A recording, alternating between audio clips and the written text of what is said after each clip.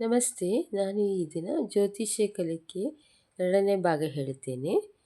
ಆ, ಮೊದಲು ನಾನು ಮೇಷ, ವೃಷಭ, ಮಿಥುನ, ಕಟಕ ಅದರ ಬಗ್ಗೆ ಎಲ್ಲ ಹೇಳಿದ್ದೆ. ಕುಂಡಲಿಯಲ್ಲಿ ಯಾವ್ಯಾವ ಆ, ರಾಶಿಗಳಿರುತ್ತೆ ಎಂದು.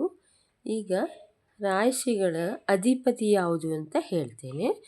ಮೇಷರಾಶಿ ಅಧಿಪತಿ ಮಂಗಳ, ವೃಷಭ ರಾಶಿ ಅಧಿಪತಿ ಶುಕ್ರ, ಮಿಥುನ ರಾಶಿ ಅಧಿಪತಿ ಬುಧ, ಕಟಕ ರಾಶಿ ಅಧಿಪತಿ ಚಂದ್ರ, ಸಿಂಹ ರಾಶಿ ಅಧಿಪತಿ ಸೂರ್ಯ, ಕನ್ಯಾ ರಾಶಿ ಅಧಿಪತಿ ಬುಧ, ತುಲಾ ರಾಶಿ ಅಧಿಪತಿ ಶುಕ್ರ, ವೃಶ್ಚಿಕ ರಾಶಿ ಅಧಿಪತಿ ಮಂಗಳ, ಧನು ರಾಶಿ ಅಧಿಪತಿ ಗುರು, ಮಕರ ರಾಶಿ ಅಧಿಪತಿ ಶನಿ, ಕುಂಭ ರಾಶಿ ಅಧಿಪತಿ ಶನಿ, ಮೀನ ರಾಶಿ ಅಧಿಪತಿ ಗುರು.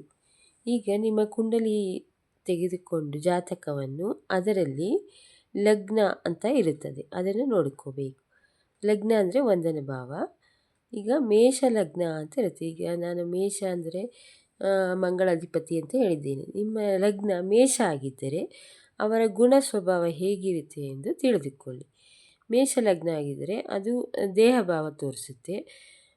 ನಮ್ಮ ದೇಹ ಹೇಗಿರ್ಬೋದು, ನಾವು ಸಣ್ಣಗಿದ್ದೀವೋ ದಪ್ಪಗಿದ್ದೀವೋ ಆ ಥರ ಹೇಳುತ್ತದೆ, ಮತ್ತು ನಮ್ಮ ಗುಣಗಳನ್ನು ಹೇಳುತ್ತದೆ. ಅಂದರೆ ಮೇಷ ಲಗ್ನವರು ಸ್ವಲ್ಪ ಸಣ್ಣಗೆ ಇರ್ತಾರೆ, ನೋಡೋಕ್ಕೆ ಸುಂದರರಾಗೇ ಇರ್ತಾರೆ. ಆದರೆ ಸ್ವಲ್ಪ ಕೋಪ ಹಠ ಜಾಸ್ತಿ, ತಮ್ಮದೇ ಆಗಬೇಕು ಅನ್ನುವ ನಿಲುವು ಅವರದು. ಬೇಗ ಸಿಟ್ಟಾಗಿಬಿಡೋದು ಮತ್ತು ಬೇಗ ಶಾಂತರು ಆಗುತ್ತಾರೆ. ವ್ಯವಹಾರದಲ್ಲಿ ಚತುರರಿರ್ತಾರೆ. ಇವರನ್ನು ಹೊಗಳಿದರೆ ಯಾವುದೇ ಕೆಲಸವನ್ನು ಕೊಡುತ್ತಾರೆ. ಚಂಚಲ ಚಿತ್ತರು, ಒಂದೊಂದು ಸಲ ಒಂದೊಂದು ಥರ ಆಡ್ತಾರೆ.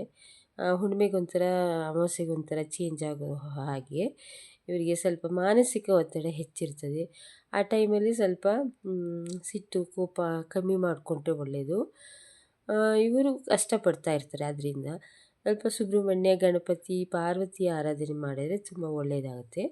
ವರ್ಷಕ್ಕೊಮ್ಮೆ ಸುಬ್ರಹ್ಮಣ್ಯಂಗೆ ಪೂಜೆ ಮಾಡಿ, ಅದರಿಂದ ಎಲ್ಲ ಒಳ್ಳೆಯದಾಗುತ್ತದೆ.